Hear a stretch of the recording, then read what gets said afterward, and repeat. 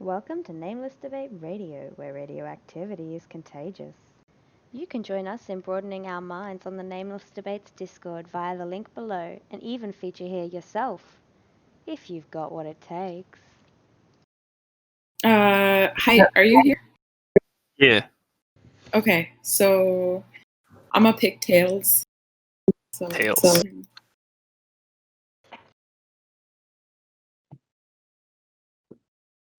Well, it looks like I won. Can we really trust that?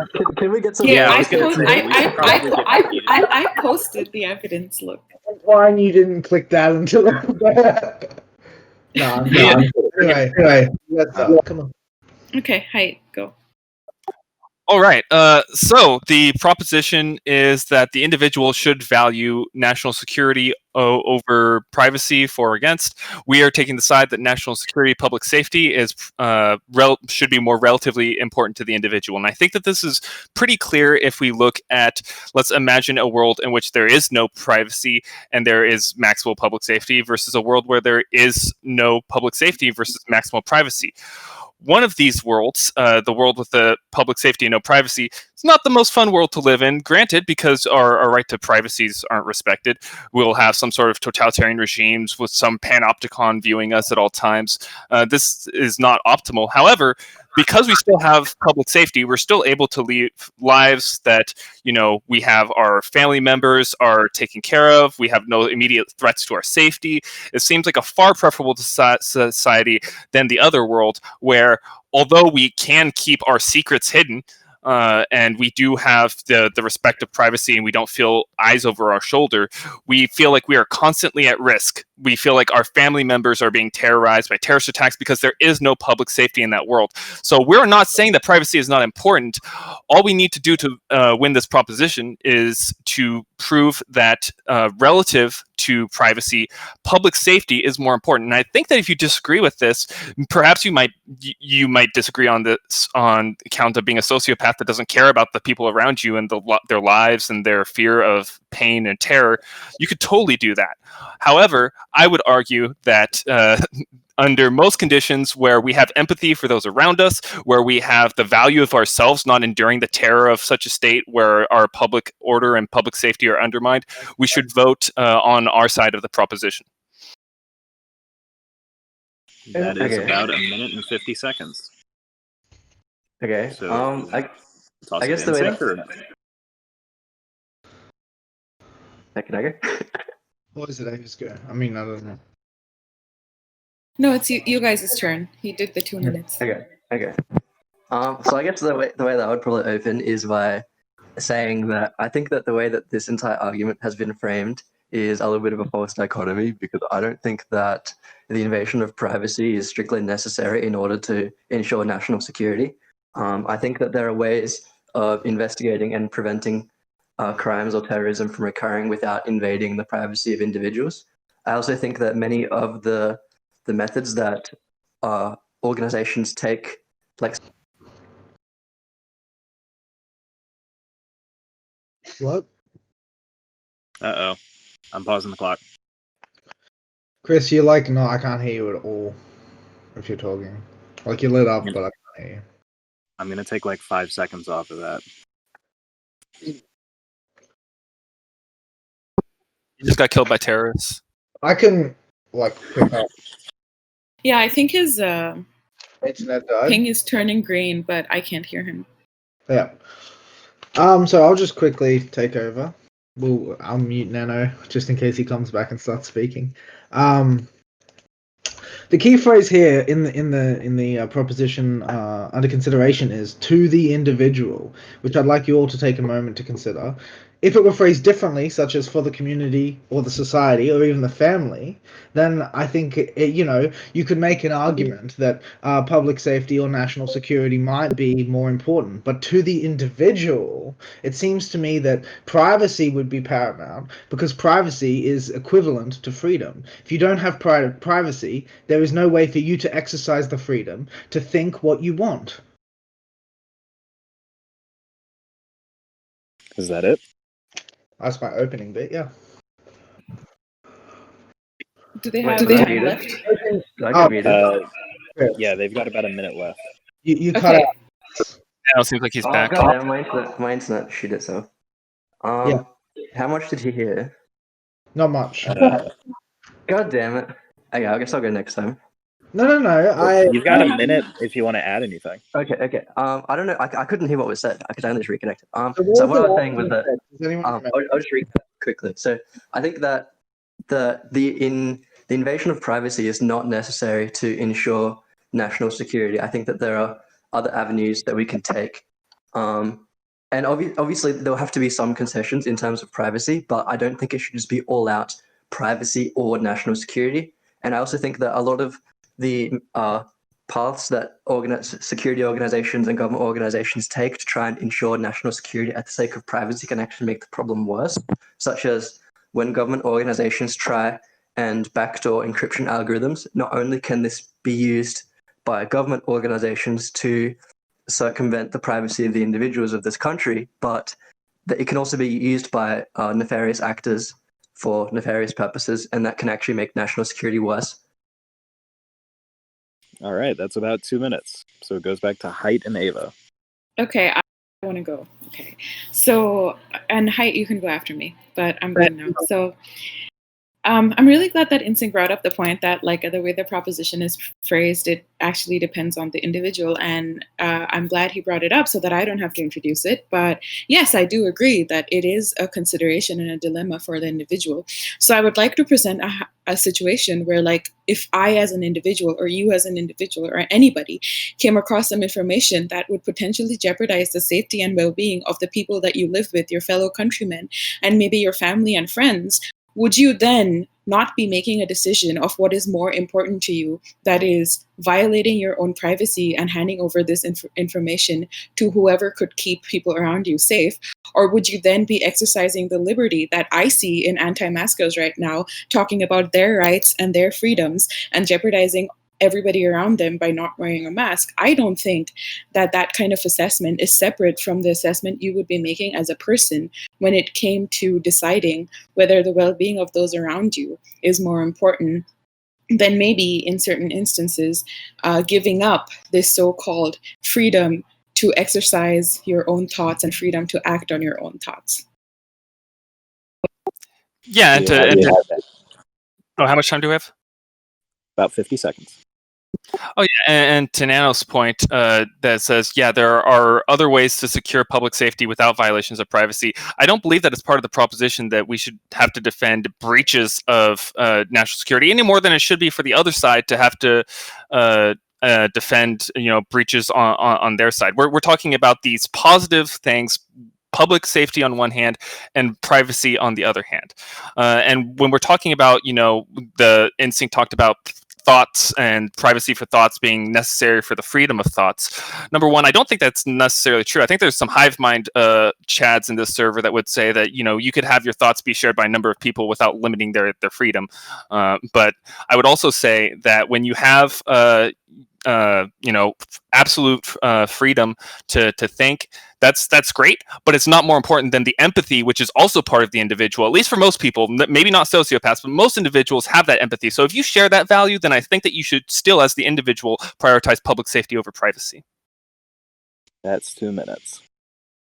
Okay, so just to address what Hyde said initially, right? He gave a really quite an uncharitable dichotomy where he said, well, you have let's consider two possible worlds, right? Where you have one that has maximum privacy but unstable or insufficient public safety, and the other one where you have no privacy basically but maximum public safety, right? You called that not optimal, honestly. The no privacy, maximum public safety, that sounds like living as pets to a superior caste. That's what it sounds like to me. Because you're essentially saying, well, if the dictators do actually keep you safe, then the fact that you don't get any freedom, yeah, I guess that's cool. I don't really agree with that. It doesn't even seem to me that it is one or the other, because obviously there are methods, as Nano said, of preserving public safety while preserving privacy. And I want to also say that voluntary if you voluntarily contribute information to some kind of investigation, that's completely different to a totalitarian top-down surveillance state, which is actually what we're talking about in the context of the proposition, because the way that governments compromise privacy to preserve national security or public safety typically is by systematically invading the privacy of its citizens in a way where it's not a choice of should I contribute this information that the authorities want to know. It's a matter of they have the fact. As soon as you get the information, they not only know what you learned, but they know that you learned it. So for instance, if it's something that is, let's say it's something that compromises the government, right, it makes them look bad, maybe you disappear. And maybe that's good for national security. That's pretty much 2 minutes. So back Mind if I go first on this one? You can go. All right. Yeah. So I mean, I already kind of said earlier that first of all, the possible worlds experiment. This is meant to tease out your intuitions. I think that both of those worlds are obviously suboptimal because they're each missing things that we value. We don't have to, say that privacy is not, great for an optimally functioning society in order to win our proposition.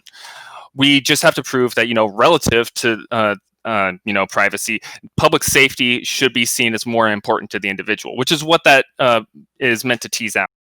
When we're talking about, and I think that it's interesting because Nano, you made the point that we can get national security and we can get these public safeties interests upheld without violations of privacy. And I totally agree. We're not meant to, if to the extent that you think that we're trying to defend programs that needlessly invade your privacy and do not give some sort of commensurate benefit to public safety, we are not talking about that at all. I'm glad that you recognize that, but that does seem to conflict with Instinct's point, which he's trying to say that these violations of privacy, I believe, are going to happen if we do prioritize this. I think that we need both of these. But we need to look at the balancing act between them. And I think that the possible worlds experiment is one intuition teaser in order to show the primacy of national security for those individuals that have empathy and also have a vested interest in their own continued well-being without the terror of terrorist attacks being visited upon them. How much time do we have left? Ava, if you want to take it. If not, I can start introducing another point. Got 25 seconds.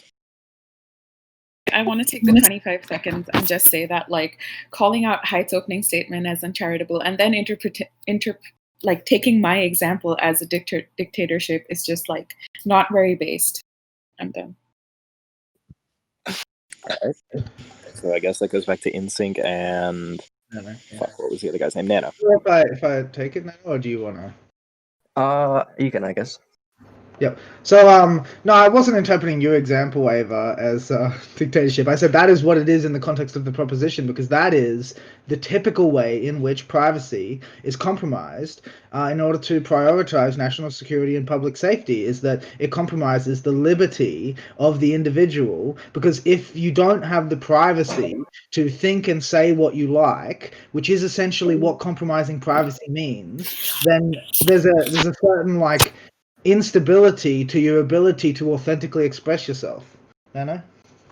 Yeah, and I think in regards to the totalitarian state thing, you briefly touched on it earlier, where if you hold views which are unpopular with the state, or say the state begins to overstep its position in society and is doing things that you don't agree with, if you have no possible way of organizing with other people or even communicating the topic, if you just if you have if the state knows exactly what you're doing, it becomes almost impossible for you to organize any kind of counter movement to address the problems that are beginning to occur in society. So while the state is doing its job perfectly and not infringing on the rights or liberties of the citizens, it's not so bad. But as soon as it starts to shift, that you don't have any real method of correcting that imbalance short of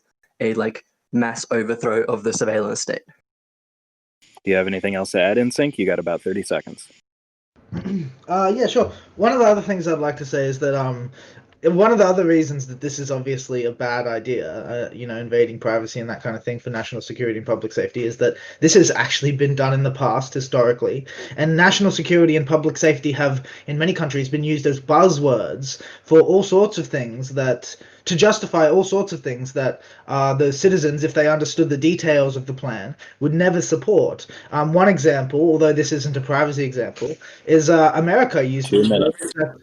America used those exact words to justify the invasion of Iraq, the occupation of foreign lands, under the justification that it preserved their national security, when actually it did no such thing. They were lying. All right. Yes. So first off, I'd like to address this. I mean, I felt like throughout a common between both Nameless and Instinct statements, they make it seem as though we have to defend some sort of dictatorship or something along those lines. Number one, they say yes, this is breaches of privacy in the name of public safety are usually cashed out at the societal level. Well, these can also be cashed out at the individual level as well. When somebody perhaps has some sort of weapon or something, but we have these rights to privacy that we say, hey, we don't want to infringe on that, so we don't have a right to search and seizure or whatever. You can also have breaches of public safety in the name of privacy at the individual level. Perhaps you would have a terrorist who has some sort of plan for, or some sort of bomb or something like that, and then we have an individual that says, wait, I don't want to search this individual because that might invade their privacy. So if we want to make the debate about trying to justify various different breaches of both of these different concepts, I don't think we're going to get very far. I do think that we can illustrate which one of these is probably worse, which is what my original opening argument was pointing towards, because the risk of infringing on privacy, I think, vastly, are lower than the risks of infringing upon the public safety. I also want to address Nando's point of saying, hey, if there's no privacy, you have no way to organize to overthrow a government. Again, he's kind of presupposing that we have some sort of dictatorial government or something like that, or some sort of deleterious government. He did frame his much more succinctly and more accurately, though, to talk about how these are tendencies that governments tend to have. At the same time, at the same time, when you do have organization or organizing against a tyrannical government, you can also posit a government that preserves both public order and privacy. And in this sense, there's really nothing gained, no reason to overthrow. But if you look at a society where there is risk of public safety, that's going to make it radically difficult to overthrow the government as well. If you have a police state that's crippled, even once you seize the means of, steering it, you're going to be subject to whatever public safety threats, whether it be foreign or domestic, that you're going to face anyway. So, That is 2 minutes. temperature, Ava. Okay. So the thing though, I mean, it seems to me obvious that yes, you're defending a totalitarian or a dictatorship, a totalitarian society or a dictatorship, because that is the inevitable conclusion of a widespread lack of privacy. And in my mind, the potential risks of terrorism seem minuscule relative to the risk of compromising privacy, because compromising privacy compromises liberty directly. Privacy is the fulcrum, that upon which liberty pivots, and in the absence of privacy, freedom is a fever dream. There's nothing to it. If you don't have the privacy to think things that are not in the interest of the state, then how can you have the freedom to do such a thing? Right? I don't understand how that works. I mean, we can take some fictional examples, for instance, 1984 in Brave New World, where, the distinction between what counts as crime and what counts as thought crime, that it's sort of like it disappears. One of the reasons for that is that, well, we already have something which is called conspiracy to commit a crime, right? And that is, you have to actually...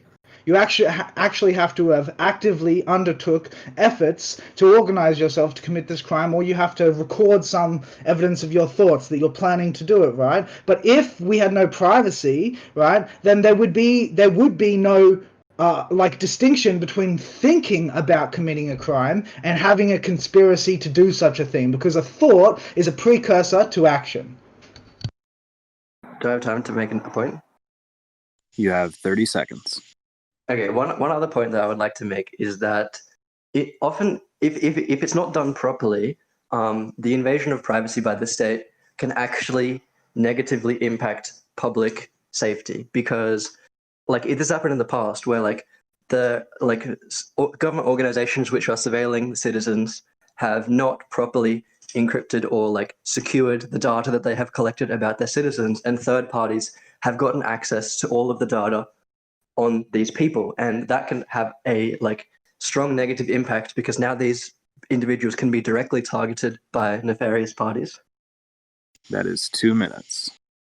Okay, so I'm just going to say something real quick here. I think that there's some kind of misunderstanding about what you guys are inferring, because Nano on one hand is saying that like it is possible to ensure national security without having overly invasive privacy laws and like or the non-existence of privacy laws. And while Hyde said before that we completely agree, and I'm saying now that yes, I do completely agree, then if we are affirming that we agree with that, then I don't think how that actually is like a conclusion that we are advocating for like a totalitarian form of government. What we are trying to say is that because the motion has been framed in the framework of an individual, that when it comes down to a person and the role that they would play in ensuring national security over like preserving their own liberty or freedom of thought or like the freedom or liberty to exercise such thought, national security would take precedence. And someone earlier talked about terrorism, and I want to talk about like a terrorist event that happened in the country I'm from,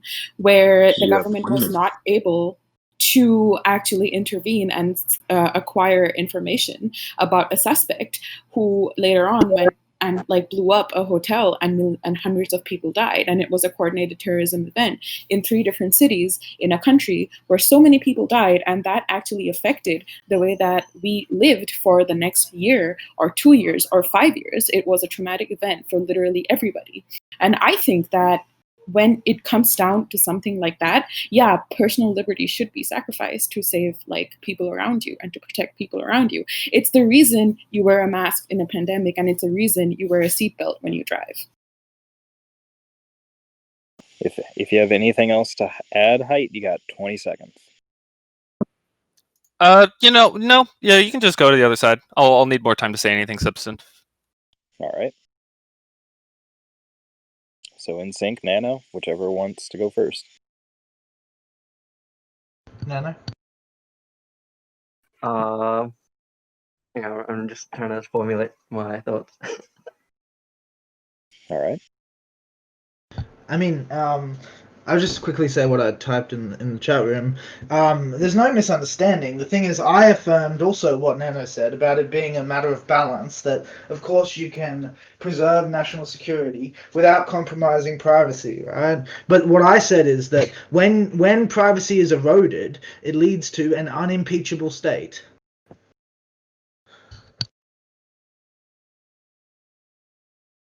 All right, that took about 15 seconds.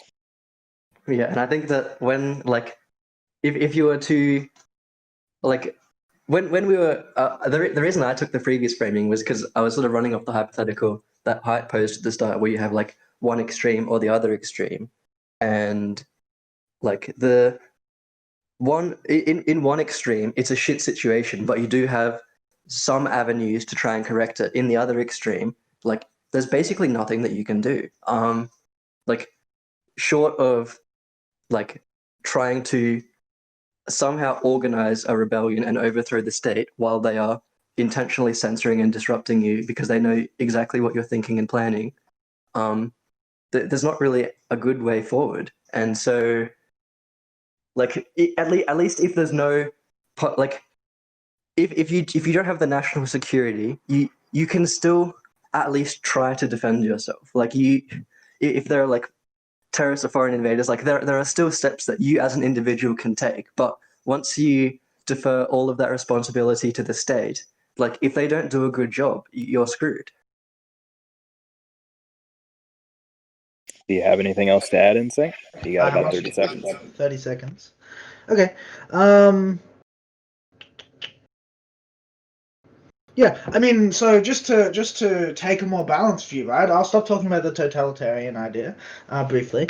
I think that this issue is about maintaining a tenuous balance between privacy and therefore freedom, and allowing the state enough power to explore threats and deal with them effectively, but no more power than is necessary to do that. They should not take any more privacy from us than is absolutely necessary. And I think that most democratic countries do a pretty good job of this. I think prioritizing national security more than we already do doesn't make a lot of sense. That is dead at 2 minutes. All right, so yeah, I'd like to start off by saying, we're not talking about we should increase national security relative to what we have it now. We can recognize that there might even be cases, especially in America, maybe, where national security is conceived as too much of an interest. But we're not arguing for that. We're looking at which of these two things is more important: national security or privacy, which is what this whole different possible worlds thing was supposed to tease out. When we talk about thought crime leading to crime, which leads to erosion of the state, I think that we already responded to that by saying that if you also have a society where there's no public safety, these societies, some reasonable expectation of public safety is necessary for societies to form. Even the most libertarian conceptions of government say that the government needs to at least protect people and property and stuff like that. So in order for these governments to even form coherently in the first place, we need some reasonable guarantee that they'll contribute to public safety. So we won't even get these sorts of societies if in this world ruled by privacy where there's 1 minute left. I'll cede the rest of my time to Ava. Okay, so I just wanted to start off by saying that I think, Nano, correct me if I'm wrong, but you made the kind of argument that, like, if you start giving up these, like,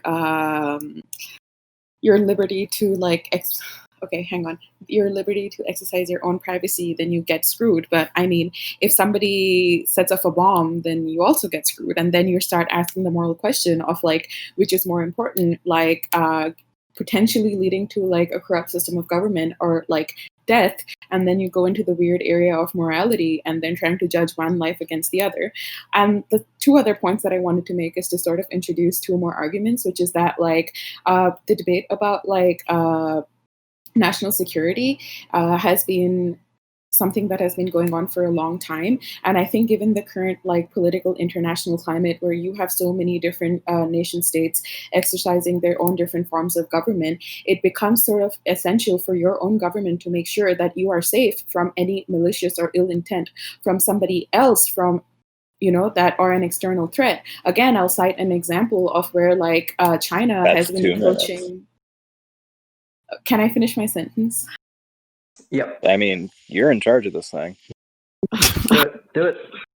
Okay, where China has been encroaching slowly on the border of, like, India's northeast territories, and they've been setting up not concentration camps, but, like, military camps, and trying to slowly claim land as their own. And I think that is a threat to, like, national security, because there are so many citizens who live out there whose lives are being jeopardized. And if the state didn't intervene and sort of, like, try to track people on the inside of the country who are trying to aid a malicious foreign military, then there would be a lot more deaths and a lot more loss of life and general negative effects on everybody involved. Okay. I'm done. All Okay, right. In sync and Nano. So I think one point that you mentioned China, and I think that that is a good example of what can occur once the state prioritizes national security over privacy. Like if once they have a surveillance system in place, they can use that for things other than national security. And like if the reason that it was put in place was supposed to be national security, I feel like that is quite an overstep of what it could be. And there are lots of countries around the world that will prioritize privacy as like an important right, and they're not particularly at risk of invasion or terrorist attacks. Like I don't think that the invasion of privacy is even necessary to ensure national security. And so, like, when you are saying like national security is more important than 1 minute privacy, left. like I don't see why it has to, like, when Why there can't we are, have both? yeah, basically, like when there are negative when there are negative consequences to infringing on people's privacy, and you don't need to do that to ensure national security, I don't see why you can't prioritize the benefits of privacy over national security, because they're not mutually exclusive. Any time left? You have about 35 seconds. Oh, cool. So I just want to reiterate the thing that Nana said to begin with, and expand on a little bit, which is that once the government has this information, once you've given them the power to collect this information and they have it, there is absolutely no effective way whatsoever to ensure that it is only used for the purpose for which they said they were going to use it when they got your permission to gather it. And that means that later on, they could use it to oppress you, and there would be nothing you could do about it. That's 2 minutes. Okay, so I'm going to go first, and I'm going to address some examples that Nano gave me. So I think that a part of the argument that Nano presented by putting up China as an example is, I think we both clarified that we both want like a sort of balanced approach. And I think the nuance in our arguments is that we're sort of saying that when it comes down to the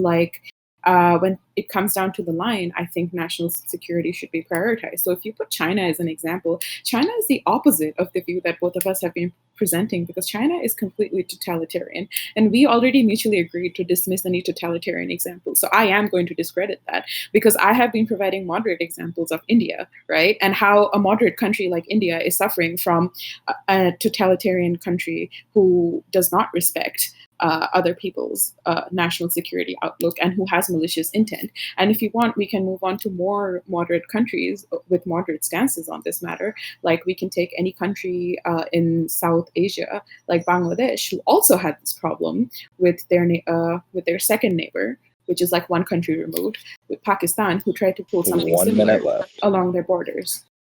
Yeah, and along Ava's lines, I mean, we're trying to make these positive arguments that for the relative importance of national security to privacy. Obviously, we're not defending, infringements upon national security any more than the other side is defending infringements on privacy as being justified. I think that's a nonsensical way to construe the proposition.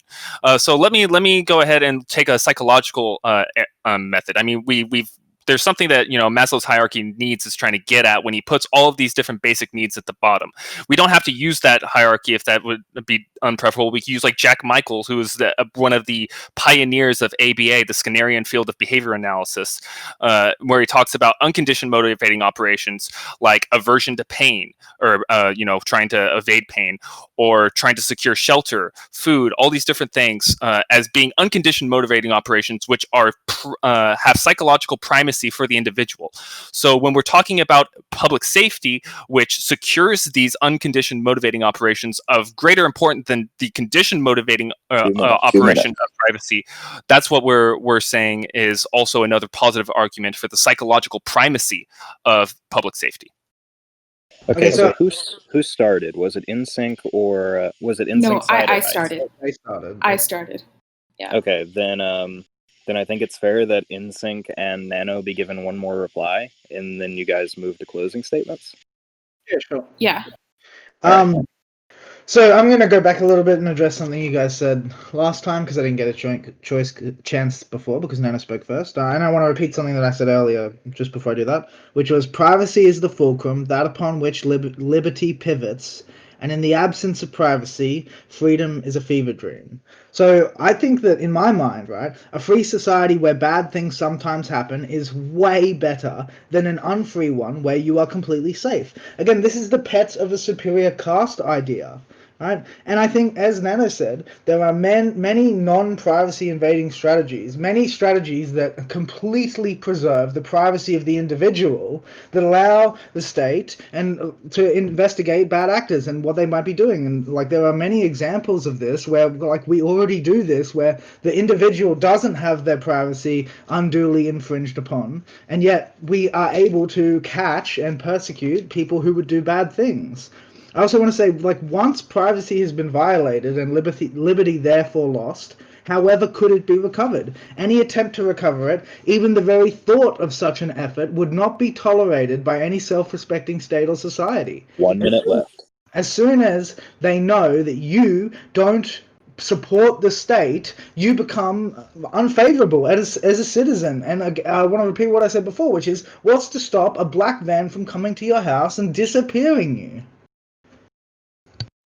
Also, I have a point to address what Ava said about discrediting using China as an example. So I think that China is actually a good example of a country which prioritizes national security over privacy, and it's like one of the few that actually properly takes that to the full extent. And you said, why don't we look at a more moderate example, and then listed several countries which do not prioritize national security over privacy. All right, that's 1 minute and 48. I doubt either of you want to have 10 seconds to make one final point. So I guess it would be a good idea to move on to... Oh, sorry? Yeah, I'm good. I don't have anything else. All right. Then I guess that they'll move on to closing statements. Since Ava and Height opened first, they'll go first, followed by NSYNC and Nano. All right. Are these 2 minutes or 3 minutes? 3 minutes. All right. So yeah, the proposition that the individual should consider public safety as more important relative to privacy, I think, has been very well defended by this side of the team.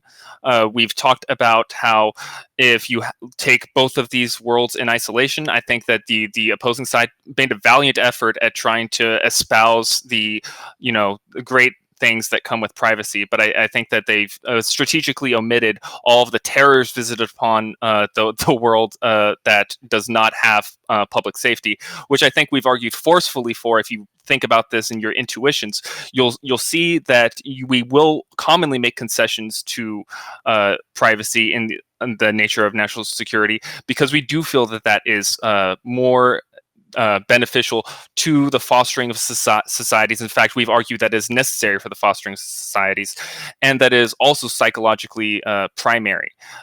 We've also argued that when you have individuals that do infringe upon one of these sides in the case of the other, that's not what we're talking about. We're talking about the relative importance of these two different things.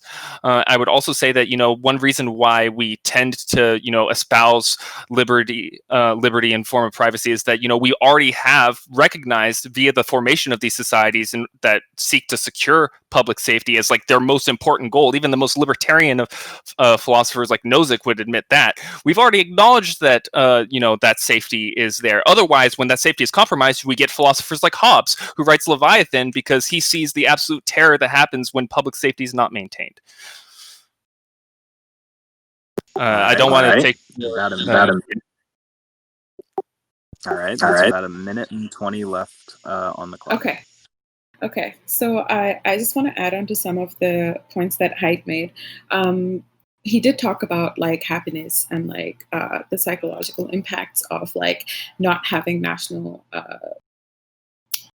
security prioritized, and like I would just like to invoke the argument here that when you don't, like, yes, they did say it, like the opposition did say that like a free world in which bad things happen sometimes is much better than a world in which you're not free, right? I think it was what NSYNC said. And you're completely safe. Yeah, and completely safe. Thank you. I would just want to say that, like, to exercise your freedom in any sort of way, I think you need to be first of all alive and thriving and be able to lead a life where you don't have to worry about the fact that your country or your government is not going to protect your well-being. And secondly, because this proposition comes down to it being something of like an individual decision, I would say that like if we look through and okay, sorry, Nana also put forward that I didn't put forward moderate countries, and I actually did because these countries do actually prioritize national security over your privacy when push comes to shove. Because when the terrorism argument that I did put forward, that happened in India. After that incident, they actually revised laws to make it so that that doesn't happen again. And the happiness index has been rising because of the fact. I mean, it is a contributing factor of the happiness index of the country that individuals feel safer and they do not feel constantly jeopardized by neighboring countries with malicious That's 3 intent. minutes. Yeah. Okay. I guess Sorry I about would like to close by mentioning that I think all parties on both sides agree that national security should be a priority. But since invasion of privacy is not a prerequisite of ensuring national security, I think that you should prioritize maintaining privacy over national security, because then you can have the best of both worlds. If you just focus on national security at the expense of privacy, then you get the benefits of national security, but you lose out on a lot more that you would otherwise not lose out on. And so when trying to decide how to maintain your balance, I think that you should focus on maintaining the privacy and liberties of the individual in the country, and then make concessions to that prioritization where absolutely necessary, because then it prevents things from either escalating or spiraling out of control, or it prevents the information gathered from being used for other purposes or being leaked to external nefarious actors when it's not secured properly. And so I think that overall, especially if the agencies involved start including backdoors and stuff to maintain absolute like sort of surveillance over everything, that can also be used for nefarious purposes, not only by external actors, but also within the government that is surveilling the people. There can be bad actors within the government itself. And if you don't have privacy, if you don't have privacy, then you can't really try and address those issues. Okay, so I would say we do, as Hyde said, commonly make concessions. Yes, but exactly as he said, this is verbatim, for the fostering of societies. That's the reason. And since the proposition is framed as to the individual, I would disagree with the second thing you said, which is that it's psychologically primary. Although we are social animals, I would definitely contest the idea that it's psychologically primary to prioritize national security over your own privacy.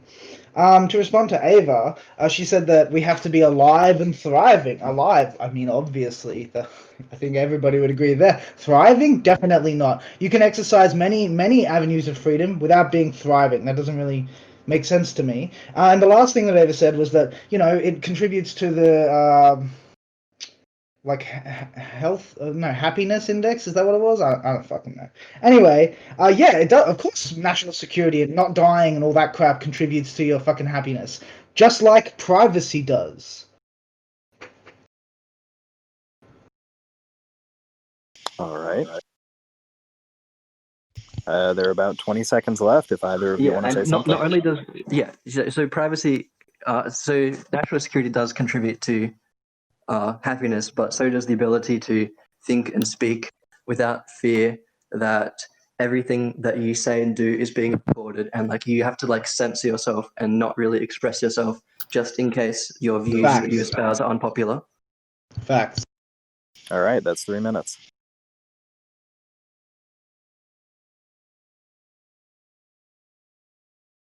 All right, so there's a vote, I guess.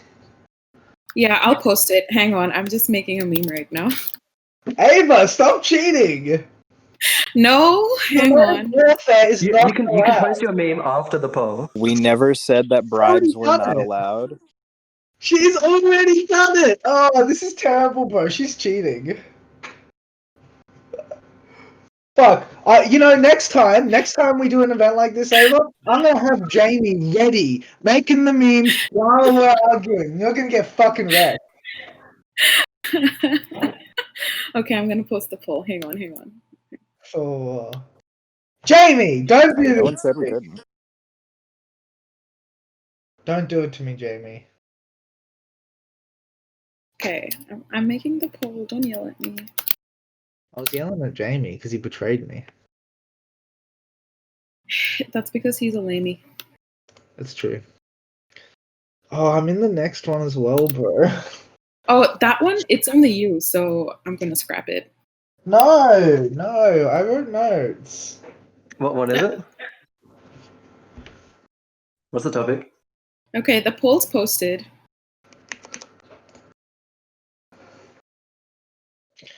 The topic is the genetic one. Modern medicine supports the persistence of bad genes in the human gene pool, thus exposing the human race to a weakened genetic makeup.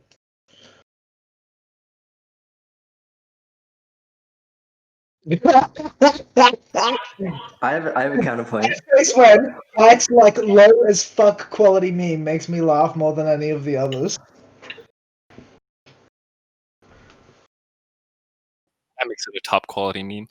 I think it was really funny that all of us are like centrists and we're just like, let's LARP as extremists, right? And then every time we started being like that, we were just like, no, hang on, let's rein it in. Let's rein it in. You could go like full fascist about it and just go like nothing will challenge the state and its security.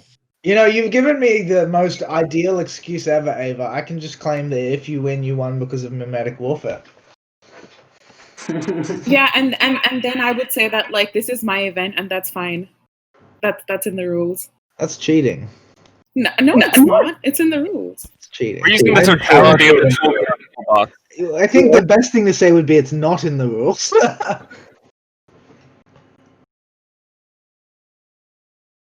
we should make some memes about being a pet of the state. See, this is the result is this debate summarized.